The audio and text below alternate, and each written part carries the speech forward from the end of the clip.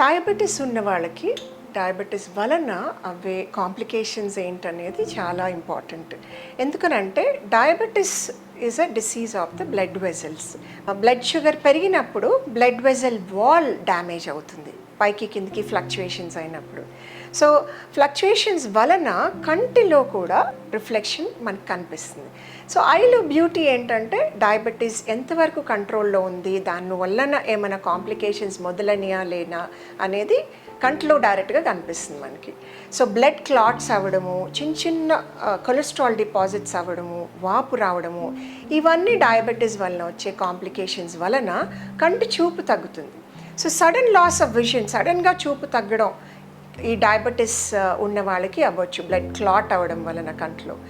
Diabetes ఉన్న ప్రతి వాళ్ళకి డయాబెటిక్ ఐ స్క్రీనింగ్ చాలా ఇంపార్టెంట్. డయాబెటిక్ ఐ డిసీజ్ వలన మనకి ఏమైతే కాంప్లికేషన్స్ వస్తాయో, కాంప్లికేషన్స్ రాకముందే ప్రివెంట్ చేయడం చాలా important. So most important is life style management.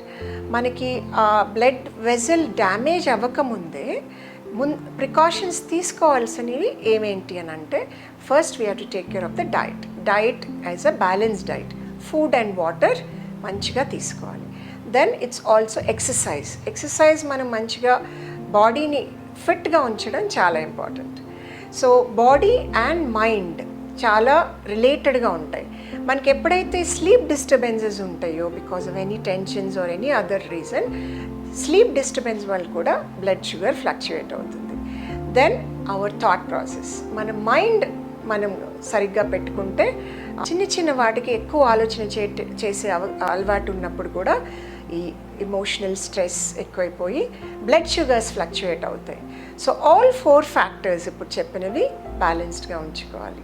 So already diabetic eye disease మనకి వస్తే there are 3-4 stages in diabetic retinopathy. ఒకటి మైల్డ్గా ఉన్నప్పుడు ఏంటంటే జస్ట్ బ్లడ్ వెజల్స్ ఇట్లా కొంచెం లావుగా అయ్యి లీక్ అవడం మొదలు పెడతాయి. They are called micro aneurysms. చిన్న చిన్న డాట్ బ్లడ్ క్లాట్స్ ఉంటాయి. So that is mild. Moderate అంటే ఈ ఒక హాఫ్లో ఈ చేంజెస్ అన్నీ వస్తాయి అన్నమాట. కొంచెం కొలెస్ట్రాల్ డిపాజిట్స్ రావడం మొదలు పెట్టడం. కాటన్ వూల్ స్పాట్స్ అంటే చిన్న చిన్నగా అక్కడ బ్లడ్ వెజల్ క్లోజ్ అయిపోయి ఆ వెజల్ వాల్ క్లోజ్ అవ్వడం వల్ల అక్కడ బ్లడ్ సప్లై టోటల్గా ఆగిపోతుంది. They are called cotton wool spots. Then blood clot అవ్వడం, ఈ 4 ఆల్ క్వాడ్రంట్స్లో ఈ చేంజెస్ అయిపోతే సివియర్గా అయింది అని నేను చెప్తాను అనమాట. ఇది కాకుండా ఈ బ్లడ్ వెజల్స్ రప్చర్ అయ్యి క్లాట్ అవ్వడం, విట్రస్ హెమరేజ్ అంటాం, దాన్ని ప్రొలిఫరేటివ్ డయాబెటిక్ రెటినోపతి అంటాం అనమాట. సో ఈ సివియారిటీని బట్టి మనము ఏ స్టేజ్లో ఏ ట్రీట్మెంట్ ఇవ్వాలి అనేది ఎట్లా మనం డిసైడ్ చేస్తామంటే, వాపు ఉన్నప్పుడు వాపు తగ్గించడానికి ఏదర్ లేజర్ చేస్తాము దాన్ని వాపు తగ్గించడానికి, ఆర్ కంటి లోపల ఇంజెక్షన్స్ ఇస్తామన్నమాట ఆ వాపు తగ్గడానికి, ఆర్ బ్లడ్ క్లాట్ అయినా సరే కంటి లోపల ఇంజెక్షన్స్ ఇస్తాం. సో ఈ injections once a month almost 3-4 months కంటిన్యూస్గా ఇవ్వాల్సి వస్తుంది. సో డయాబెటిక్ రెటినోపతికి ట్రీట్మెంట్ లెవెల్కి రాకముందే మనము దాన్ని ప్రివెంట్ చేయడం చాలా important. Preventing diabetic eye disease చాలా ఇంపార్టెంట్. మనము ట్రీట్మెంట్ చేసే ముందే ప్రివెంట్ చేస్తే it is a better way of treatment.